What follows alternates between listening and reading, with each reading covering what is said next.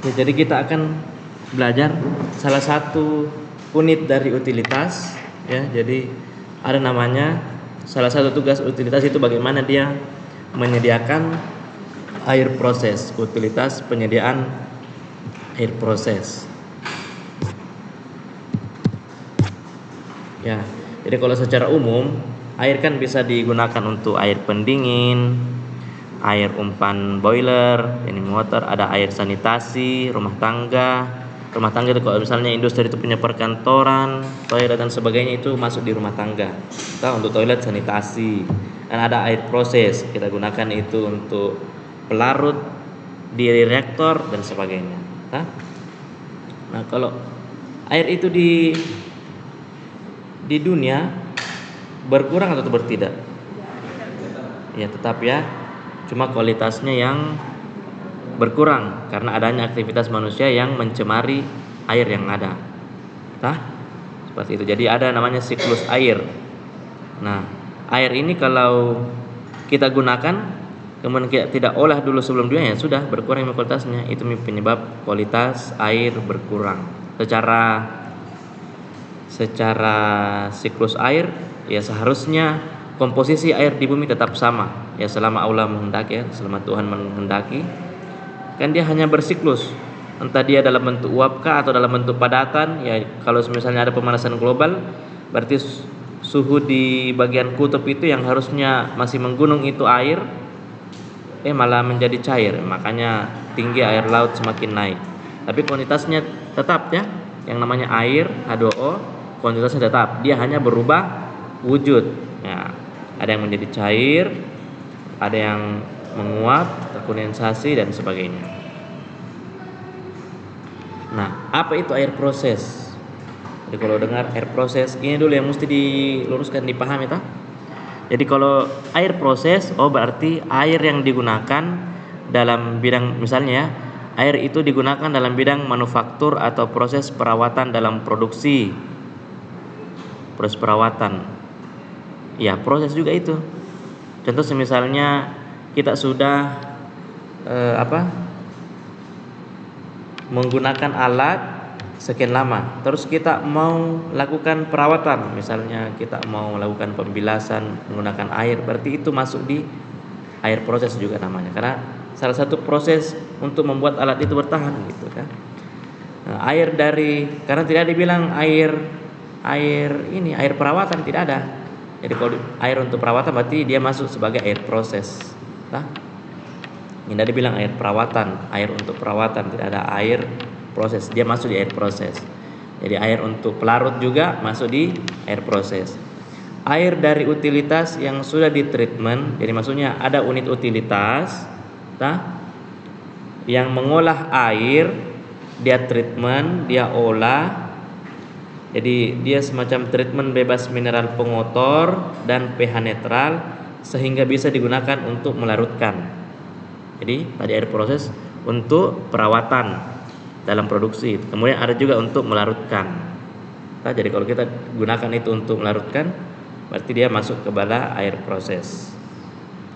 Untuk mengencerkan zat dalam proses reaksi kimia, misalnya kita mau pakai dia mengencerkan, berarti masuk sebagai air proses. Nah, ini air proses dari kegiatan industri diperuntukkan sebagai yang tadi ya, pelarut, ini intinya, pelarut, pencampur. Ya, jadi kalau mau buat beton, campuran beton, ya berarti masuk itu pengencer, dia mau diencerkan, media pembawa, pencuci dan lainnya. Gimana bisa dibedakan air proses dan lain-lain? Ya. Jadi air proses itu air yang digunakan untuk pelarut, perawatan, pencampur, pengencer dalam suatu industri kimia. Nah, kalau tukar ini kayak harusnya ini di sini.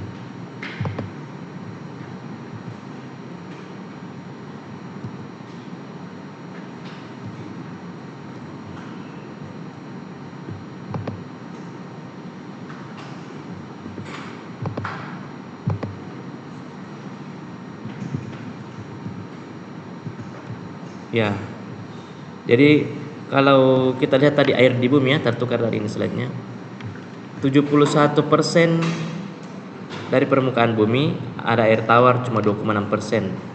Di samudra 97,4% dan lain-lain ini ya, air permukaan misalnya. Nah, air tawar ini ya ada lagi air permukaan, ada air bawah tanah. Nah, kemudian air permukaan lagi terbagi lagi menjadi ini. Yang paling besar adalah yang 97,4% ini, itu di lautan. Sisanya itu baru air tawar cuma 2,6%. Nah, polusi dari industri domestik merupakan sumber terbesarnya masuknya kotoran yang tidak diinginkan air permukaan yang digunakan ya. Jadi deposit korosi pada logam, busa, cooling dan mikrobiologi itu menyebabkan menurunnya perpindahan panas, kualitas produk dan sebagainya ya pada bahan konstruksi pada industri. Nah, air proses ya jangan salah, industri itu juga banyak malah menggunakan air proses. Misalnya industri kertas, dia menggunakan air proses sampai 70-90%, bukan main besarnya kan kebutuhannya terhadap air proses. Industri tekstil dia sama 70-90% juga dia membutuhkan air proses. Jadi besar tentu peran utilitas pada kedua industri ini. Nah, selain itu ada industri sabun, dia butuh 30-50% misalnya. Industri ban juga butuh meskipun rendah 5-10%. Nah, seperti itu gambaran untuk beberapa industri. Artinya kebutuhan air proses oleh industri itu tentu berbeda-beda ta? Nah, cuma ada yang besar, ada yang kecil. Ya. Berbicara tentang air, ya ada berbagai komposisi pada jenis air permukaan yang ada. Jadi kalau kita mau mengambil sebagai air umpan tadi kita bisa ambil dari sungai, bisa ambil dari danau, ya PLT Utelo ambilnya dari sungai, PLT Jeneponto ambilnya dari laut, tak? Ya kalau kuantitasnya kecil bisa sumur, tapi kalau kuantitasnya besar jangan sumur. Bisa air tanah nanti ambruk, tak? Tidak boleh. Danau ya, danau juga lihat, masa danau nasib pakai untuk industri besar, habis juga kan. Danau yang besar gitu kan maksudnya. Nah, seperti itu. Jadi bisa dari ini, sungai, danau, sumur, yang kalau mau berlimpah air laut tidak habis-habis itu. Nah, seperti itu.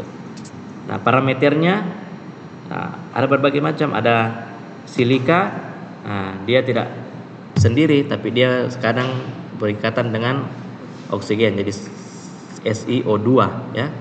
Dia biasa dalam bentuk pasir-pasir begitu SiO2. Besi, kemudian Mn, magnesium, natrium, ada CO3-nya, ada bikarbonatnya HCO3 jadi CO3 yang berkaitan dengan hidrogen, ada sulfatnya, kloridanya, fluoridanya, nitrat, kesadahan, turbiti, pH,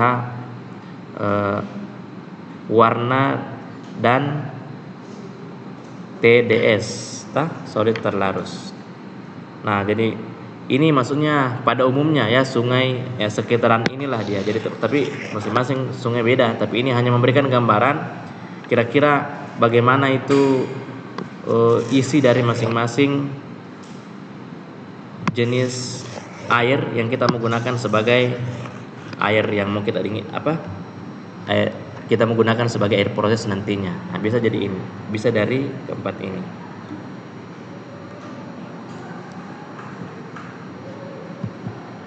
Nah, karakteristik spesifik air yang dapat digunakan sebagai sumber untuk air industri ada SiO2, ada bagaimana silikanya, aluminiumnya, besinya, kalsiumnya, kopernya, mangannya, magnesium, sodium dan potasium, bikarbonat, klorida, sulfat, fluorida, fosfat, nitrat dan TDS. Total dissolved solid. Jadi bagaimana padatan terlarutnya. Nah, for example untuk industri tekstil Besar kebutuhannya tadi itu tekstil sama paper itu besar. Nah, contoh misalnya industri ini yang memiliki kebutuhan besar terhadap air proses, ya dia memiliki spesifikasi tertentu. Misalnya dia butuh air proses dengan apa? Parameter berikut. Misalnya Fe 0,3 maksimal ya. Mangan maksimal 1. Cu maksimal 0,5. Fosfat 150. Suspend solidnya maksimal 1000. CaCO3 120. Kemudian pH 6 sampai 8. Kalau ini memenuhi di bawah dari batas maksimal semua ini baru memenuhi sebagai air proses pada industri tekstil. Seperti itu. Jadi ya dia harus olah sampainya memenuhi ini. Karena kan dia butuh air proses dengan spesifikasi seperti ini untuk tekstil misalnya. Jadi masing-masing industri memiliki kebutuhan air proses yang berbeza ya. Bahasa Malaysia berbeza. Nah, ada lagi lumber industri. Ya. Spesifikasinya ya misalnya kalau yang ini ya cukup pH-nya 5 sampai 9, yang lainnya tidak apa-apa ada. Jadi beda-beda tergantung dia mau jadi produk apa begitu. Apakah kadar mempengaruhi tidak ketika itu digunakan sebagai air proses. Kemudian tadi yang termasuk besar juga pulp and paper. Jadi dia tidak mau silikanya tinggi, dia harus maksimal 50. Kemudian Fe-nya 2,6, sulfat 200, fosfat 1080. CaCO3-nya 485, dia mau pH-nya 4,6 sampai 9,4, warna 360, H2S yang bau ini yang dia cuma mau 95. Ini contohnya ya, batas maksimal unsur yang dibutuhkan oleh pulp and paper sebagai air proses. Misalnya ada industri kimia paling banyak maunya. Ya iya. Masa tidak banyak maunya di atom industri kimia? Nah, dia butuh Fe, mangan, kalsium, magnesium, bikarbonat, sulfat, klorida, TSS, CaCO3, pH dan warna maksimal sekian. Nah, seperti itu gambarannya.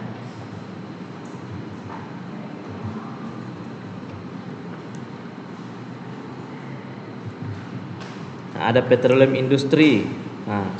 Dia mau SiO2, Fe, kalsium, magnesium, bikarbonat, sulfat, klorida, fosfat, TSS, pH dan warna sekian.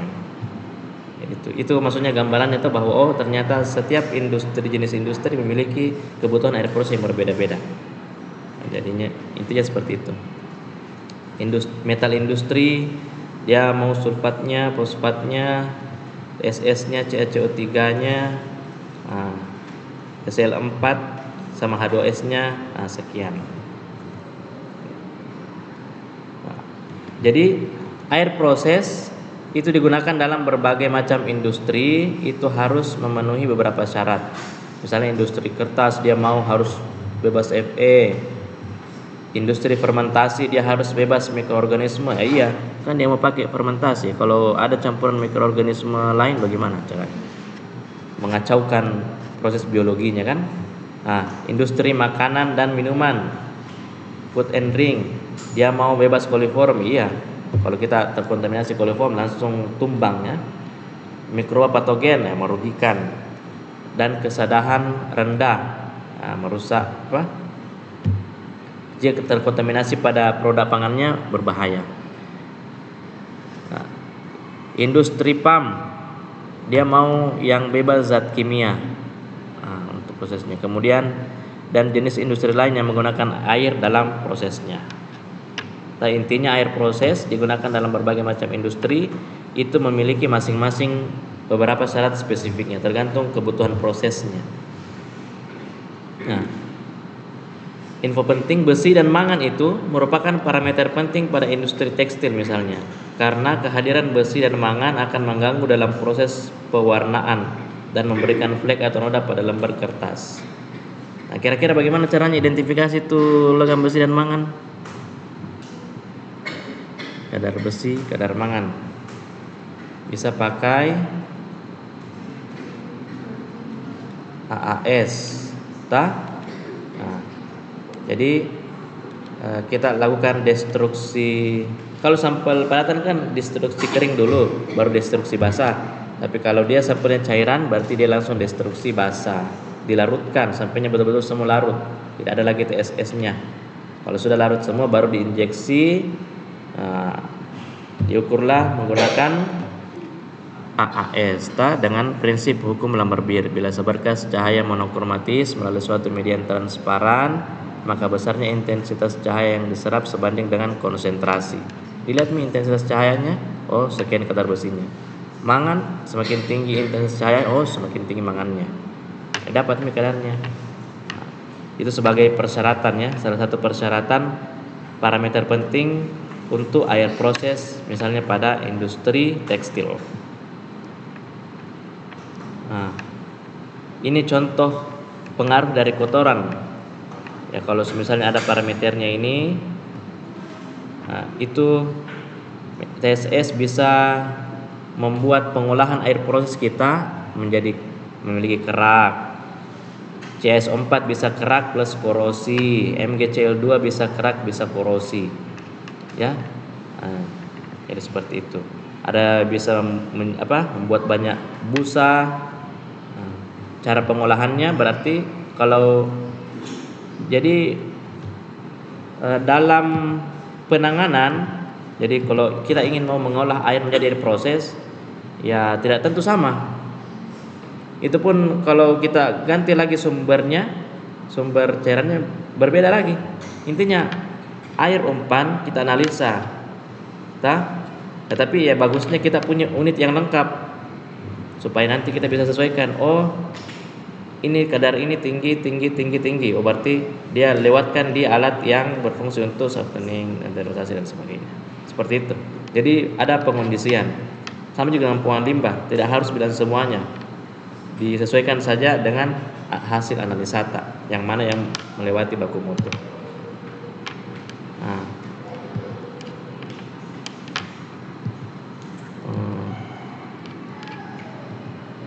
Ini ya. Skema pengolahan air untuk industri. Jadi pengolahan secara fisika. Jadi ini maksudnya pengolahan air secara umum, yang dimana salah satunya itu masuk sebagai air proses. Jadi untuk mendapatkan air proses itu juga menggunakan ini. Tapi untuk dapat air ketel, air pendingin sama juga. Dia harus diolah dulu. Karena dia air proses di sini juga menggunakan skema ini, berarti dijelaskan. Jadi ada sumber airnya. Sumber airnya tadi dari apa? Lautan, sungai, danau. Kita olah dulu secara fisika. Tadi ini pintar primeris, secondary and tertiary. Fisika, biologi, and kimia. Bagus tadi cara menjelaskannya, juga tenang juga cara pembawaannya. Kita olah dulu secara fisika. Ya fisika. Bagaimanakah kita misalnya penyaringan masuk ke fisika. Setelah atau sebelum masuk ke penyaringan, kan penyaringan itu biasa lama. Kalau terlalu banyak menampung di saringnya, lama sekali itu turun. Sama juga kalau kita menyaring. Pertama bebas gitu turun, tapi lama kelamaan malah lama sekali dia turun. Jadi kita bisa bantu dia dengan sedimentasi dulu. Bagaimana kalau dia agak kecil, susah turun, ya bisa dengan tahap lanjutannya. Yang jelas yang kasar, yang TSS biasanya dia bisa tersedimentasi dulu, baru yang jernihnya kita pisahkan dengan penyaringan. Baru kita bisa olah secara kimia. Tadi yang tidak bisa disedimentasi, kita lakukan koagulasi. Kayak bagaimana itu koagulasi? Ya, menggunakan koagulan. untuk menarik. Nah, jadinya dia menjadi ini Mi. Kalau flokulasi yang menggabungkan semua tadi yang sudah bentuk itu dari hasil koagulasi. Jadi koagulasi dulu, toh jadi kecil-kecil langsung menjadi ya. Baru lanjut Mi flokulasi dan kasih. Nah kumpulkan tadi itu anto membentuk vlog sehingga besar. Kalau besar sudah Mi turun sendiri Mi itu. Baru masuk sedimentasi kembali. Nah, jadi biasa ada orang bertanya, kenapa lagi sedimentasi kan fisika Pak? Kenapa lagi masuk di kimia? Iya, maksudnya di ini tidak bisa langsung disedimentasi, harus ada proses kimianya. Ada yang biasa bertanya begitu toh? Ini sedimentasi Pak fisika, kenapa masuk di kimia juga? Maksudnya perlu ada penanganan. Ini adalah kesatuan penanganan secara kimia. Dia tidak bisa langsung disedimentasi, dia harus ada penanganan kimianya dulu. Nah, hanya setelah ditambahkan bahan kimia, koagulan, flokulasi ditambahkan flokulan, baru bisa disedimentasi. Nah, artinya ada proses sedimentasi setelah proses kimia ini, gitu, Nah, ada juga aerasi. Sementara praktikum aerasi, bagaimana proses kita membantu menambahkan oksigen terlarut di dalam air tersebut. Nah, baru lagi pengolahan secara fisika. Baru pengolahan khusus Mi. Selanjutnya demineralisasi dan inspeksi. Kalau misalnya dia membutuhkan parameter biologi, misalnya dia mau bakterinya, misalnya teridentifikasi bahwa bakterinya bakteri ABC, mikroorganisme ABC melebihi baku mutu, berarti harus didesinfeksi supaya mati itu kuman. Barulah kita bisa gunakan dia sebagai air proses. Nah, ini dia pengolahan air industri. Ya, tertukar kayak ini.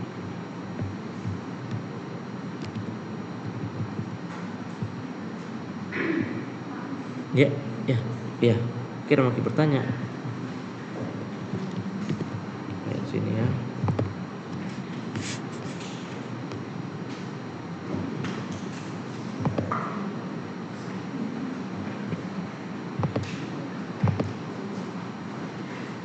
Nah, contoh ini ya, ada pengolahan. Jadi setiap industri tadi beda-beda maunya berarti beda-beda pengolahannya karena beda-beda dia mau parameternya. Berarti bagaimana dia olah itu parameter. Jadi setidaknya alatnya masing-masing itu alatnya berbeda juga, tergantung dari kebutuhan mengolah parameter-parameter yang tadi. Contoh misalnya ini ya, pengolahan air proses, artinya ini industri pulp dan kertas butuh air proses. Nah, proses pengolahan pada industri tersebut untuk mendapatkan air proses ya, jadi sumber airnya masuk ke dalam water intake. Nah, di situ dia ada screeningnya. Nah, kebetulan kalau ada juga ikan, juga tuh pisahkan sebab ada ikut ikan ke senta. Nah, kemudian ada clarification. Apa itu? Clarification suatu unit untuk proses koagulasi, flokulasi, sedimentasi. Masuk di sini. Namanya reaktor clarifiers. Baru masuk di filtrasi. Kan tadi sudah koagulasi, flokulasi, kemudian tersedimentasi. Sedimennya bisa kita pisahkan di bawah. Tapi kan pada saat pemindahan ada saja itu, kan kalau ada pergerakan biasanya itu ada terangkat sedikit sedimennya kita saring dia lebih lanjut. Menggunakan filtrasi. Untuk memaksimalkan dia pakai dua media. Baru kita demineralization ya. Demineralisasi, jadi penghilangan mineral yang ada. Jadi barulah bisa kita gunakan untuk air proses water. Setelah digunakan Kan kalau digunakan ada proses bisa jadi misalnya untuk perawatan tadi. Kan kalau perawatan misalnya dipakai untuk mencuci berarti masuk kan ada lagi keluarnya. Nah, proses kembali lagi pakai WWTP. Tah? Jadi di screening lagi baru diolah tadi secara clarifier. Nah, ini pengolahan secara biologi. Tah? Karena kan tadi industri pulp dan kertas bisa jadi terkontaminasi bahan organik. Pulp dan kertas banyak mengandung bahan organik. Berarti bahan organik itu bisa diolah menggunakan biological treatment. Jadi menggunakan bakteri anaerob untuk mencabik-cabik itu kadar organik yang ada sehingga organiknya bisa menurun. Baru kita masuk di clarifier lagi. Nah, karena biasanya ini karena pengolahan oleh bakteri biasanya muncul itu endapan-endapan, muncul lagi padatan, makanya ada pengolahan kedua. Nah, barulah masuk di tersier secara kimia, baru bisa dibuang seperti itu. Ya, hasil dari clarifier kan pemisahan antara padatan dengan cairan. Berarti ada hasil bawahnya, lumpurnya. Jadi dipisahkan. Jadi yang terbuang itu cuma air, jangan buang juga ikut lumpurnya. Lumpur itu biasa nambil orang untuk timbunan dan sebagainya. Itu contoh untuk pengolahan air proses pada industri pulp. Jadi dikondisikan sesuai dengan industrinya. Pada air minum misalnya, jadi dari dia menggunakan air sungai misalnya ini masuk ke screening penyaringan, dipompa, nah tambahkan koagulan, berarti akan terjadi proses koagulasi, baru flokulasi, baru sedimentasi. Ya, namanya air minum ada parameter biologinya, makanya ditambahkan desinfektan sebagai proses desinfeksi untuk menghilangkan kuman. Masa mau minum ya jadi biar itu bersih secara fisik, tapi masa mau banyak kumannya bersih secara fisik ini belum tentu bersih secara biologi. Jadi kemarin itu meskipun kita bersih secara fisik dan kimia, tapi ada biologi yang lebih berbahaya, misalnya COVID, virus. Itu salah satu bahaya biologi. Jadi ini menghilangkan bahaya biologinya, ini menghilangkan bahaya fisiknya.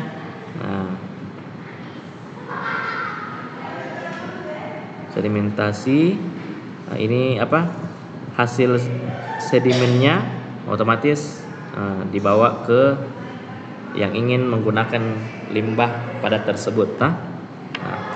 Baru ini clear well, barunya digunakan sebagai air proses pada industri air minum. Pengolahan air proses untuk gula, ada di laporan PKL kayaknya itu ya, mana tadi itu.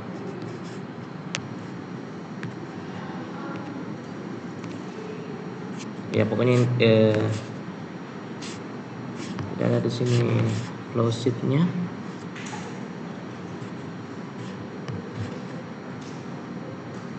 Ya, intinya seperti itulah gambarannya ya. Artinya berbeda-beda setiap industri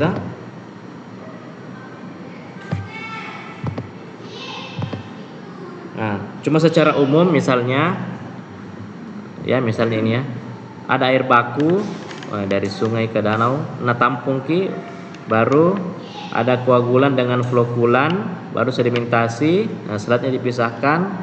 Biasa masih ada padatannya yang ikut, tetap difilterisasi, dapatlah tangki air bersih. Air bersih ini digunakan sebagai air pendingin, digunakan sebagai air proses.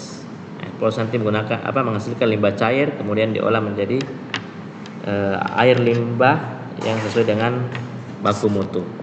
Seperti itu.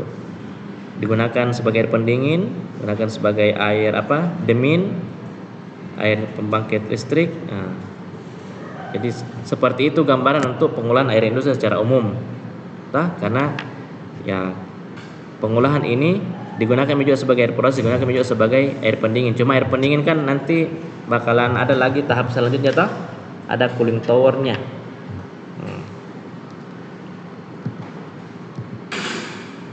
Ini sama dengan tadi ini ya, ini. Ya, jadi pada prinsipnya presedimentasi, koagulasi, flokulasi, sedimentasi.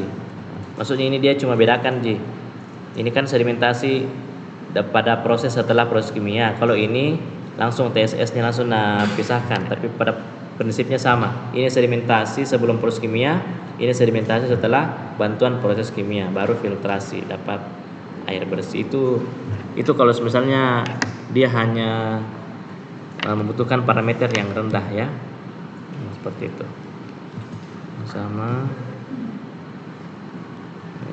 Sama koagulasi. Ini tadi yang clarifier. Jadi satu alat untuk 3 tahap. Koagulasi, flokulasi dan sedimentasi. Jadi ada air masuk, kemudian ada penambahan bahan kimia juga, ada koagulan dan flokulan. Seperti itu ya.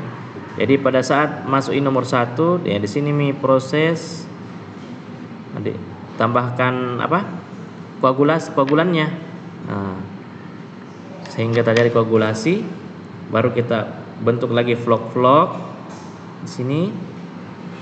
Kemudian barulah kita lakukan sedimentasi di bagian sini. Jadi yang koagulasi itu pada saat dia masuk terjadi koagulasi. Kemudian pada saat di sini kiri kanan ini terbentuklah flokulasi, dan di sini terjadilah sedimentasi. Baru ini keluar air bersih. Nah, seperti itu. Lumpurnya dipisahkan.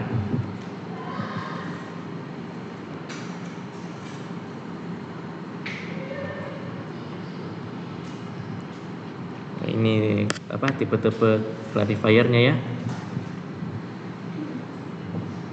Nah, filtrasi berarti memisahkan padatan dengan cairan.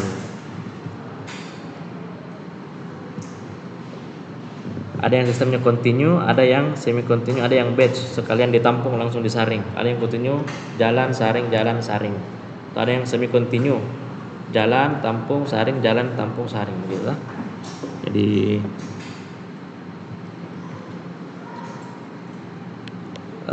kalau ingin melakukan suatu filtrasi, kalau yang dia tahap pertama bisa kita pakai dulu yang granular itu. Granular itu maksudnya butiran-butiran besar, bisa pakai karbon pasir, kerikil, antrasit. Seperti itu. Bisa disusun seperti ini.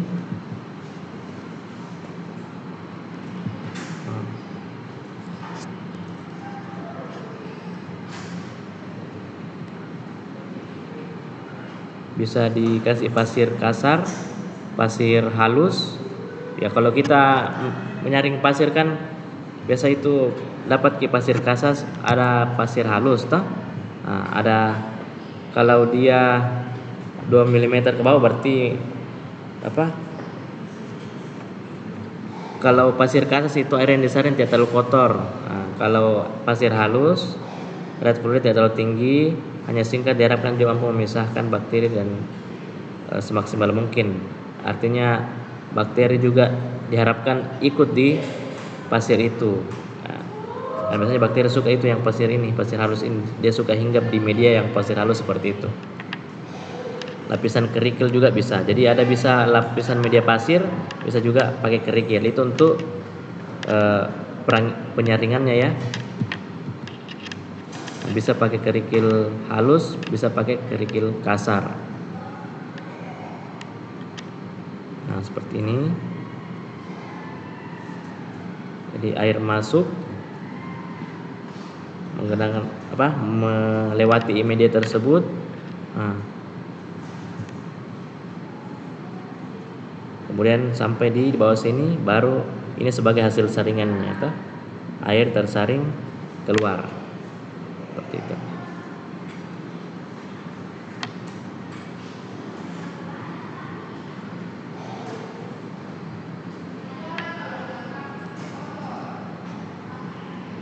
Biasa dengar istilah backwash, atau ada sini yang penjual galon atau apa tuh? Itu kan dia pakai tabung itu filter tuh. Nah biasanya itu backwash itu kan kalau misalnya ada suatu sistem filterisasi, entah itu dia filternya dari, kadang ada sistem yang dari bawah ke atas, ada juga dari atas ke bawah, contohnya dari atas ke bawah kan? Nah, tapi kadang begini ya, dia masuk ke sini, nanti keluarnya ke sini, bisa ini masuk, ini keluar, nah, kalau masuk ke sini kan dia bakalan apa istilahnya, intinya mungkin ya, ada filter tertahan di sini kotoran kan? Nah, kalau kita mau lakukan perawatan justru dibalik, awalnya alirannya begini, kita ubah dia jadi begini supaya ini keluar, kita buang ini saja. Nah, daripada bongkar lagi kasih atau secara manual lebih efisien yang seperti ini, namanya backwash. Kalau kita gunakan filter baru pada saat kita masukkan di sini, ya alangkah baiknya kita memilih alat yang ada fitur backwash istilahnya. Kebanyakan industri sudah lebih memilih ini daripada pasang, nah, backwash. Jadi tapi sering-sering jangan menunggu sekali di sini berapa kilometer ini yang diperboleh. Jadi mungkin setiap berapa, mungkin per biasanya ya, per shift biasanya per industri itu per shift. Nah, yang masuk shift 1 7.30 sampai jam 3, sebelum jam 3 dia closing, dia bersihkan lagi, dia lakukan backwash, dia kemas. Nah, jadinya semua ini bakalan terbuang kan? Meskipun tetap ada yang tinggal di bagian bersihkan, tetap ada yang tinggal, tapi setidaknya banyak yang keluar. Nah, nanti di tahunan baru bisa dibongkar, baru dibongkar semua medianya, diganti. Nah, seperti itu. Nah sama dengan ini juga tadi ada pencuciannya, backwash ya. Ya. Jadi seperti itu gambarannya. Ada yang mau ditanyakan? Apa tadi pertanyaan tentang tadi itu yang air proses? Iya, apa lagi itu? Air proses. Iya. Apa lagi tadi dia? Iya. Kalau di industri, iya. aturan dari PBB kita berapa jumlah air yang diambil dari sumber-sumber air yang diambil? Itu adalah apa istilahnya, kewenangan otonomi daerah. Iya. Kan ada izin, ada AMDAL. Di AMDAL itu salah satu bagaimana mempertimbangkan apakah dia menjalani proses nantinya masih tetap di lingkungan ini aman, termasuk kuantitasnya. Jangan sampai dia butuh air sekian, nah dia mau pakai air sungai, PLTU pada saat itu PLTU Tello ya memang dia kan kecil gitu, per megawatt ji air Tello pun cukup, tidak pernah jadi lihat kering tuh air Tellonya. Tapi coba kalau pertujuannya Puntum yang berapa kali megawatt itu mau ambil sekian banyak air, sudah kalau tuh kau gitu kan gitu. Seperti jadi di AMDAL ada namanya AMDAL toh, analisis mengenai dampak lingkungan. Jadi bagaimana melihat kuantitas dengan kualitas, kira-kira ini bisa kita jalankan ini dengan melihat lingkungan itu tidak berpengaruh tuh, maksudnya berpengaruh jelek, berpengaruh negatif, atau apakah memang sama sekali tidak diperbolehkan ada di area ini.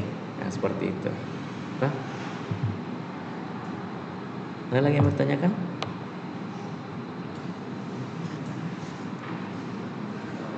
Iya.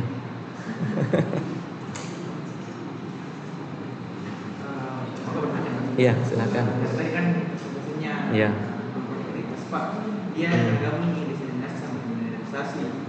Apakah efisien nih karena sependek pengetahuan itu Pak, desalinasi itu kan pengurangan mineral dari air laut Pak. Iya. Dan demineralisasi juga sama jadinya Pak, atau apakah bisa satu proses saja Pak, atau dua-duanya dijalankan? De demineralisasi begini, kalau desalinisasi dia sebenarnya lebih fokus pada bagaimana menghilangkan mineral pada air laut ya, jadi makanya dia fokusnya ke situ. Tapi kalau demineralisasi dia lebih umum bagaimana menghilangkan semua mineral yang ada supaya jadi aquabides itu demineralisasi. Tapi kalau dia hanya membutuhkan treatment di mana mineral tertentu yang mau dihilangkan, itu adalah air laut, berarti masuk di desalinisasi ya. Jadi satunya untuk mengolah air laut sampainya dapat parameter yang hilang yang mineral air laut itu. Tetapi ada beberapa yang diperbolehkan, tidak semuanya hilang karena kebetulan prosesnya ya hanya untuk misalnya di PLTU itu hanya untuk misalnya gitu, yang kalau ada kadar ininya dalam kadar rendah boleh. Tapi kalau misalnya mau buat aquadis ya harus betul-betul demineralisasi, karena mau jadikan aquadis tidak boleh ada mineral apapun itu begitu. Seperti itu Jadi demineralisasi itu secara keseluruhan. Tapi kalau desalinisasi khusus untuk air laut itu. Jadi lebih fokus ke itu garamnya. Iya. Ada lagi mau tanyakan? Apa tadi pertanyaan lagi tuh tadi tuh yang untuk kelompok ini? Iya, apa tadi tuh? Apa itu? Oh iya, kan nanti bahas tentang air pendingin Iya. Air proses dulu. Oh iya.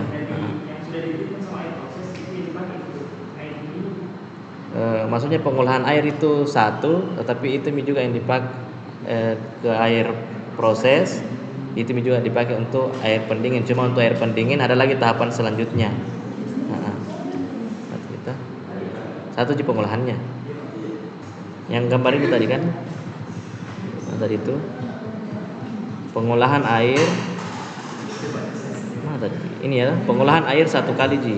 Misalnya ini hanya contoh pengolahan air 1 Ji, tapi ini nanti yang pakai untuk air pendingin, tapi ada proses selanjutnya. Ini juga pakai proses dan sebagainya.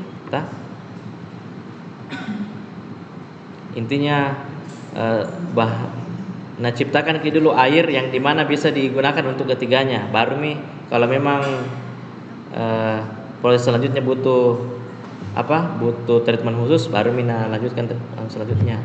Tapi dia bikin dulu istilahnya bahan setengah jadi, baru lanjutkan kalau memang dia masih perlu treatment selanjutnya. Sama itu bahan setengah jadinya coklat. Mars dia itu suka bikin bahan setengah jadi dulu, karena kalau biji dia dalam bentuk biji terus cepat rusak. Bikin setengah jadi, nanti mau jadi coklat ini terserah seperti itu Tapi 1 kali dia olah itu biji coklat sampai jadi coklat ini ya, seperti itu. Ada lagi? Ini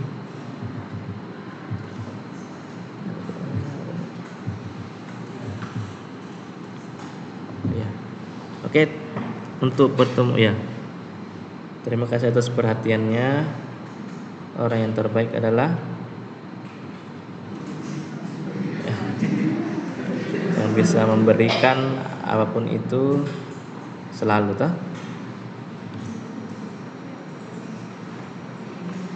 Tutup dulu.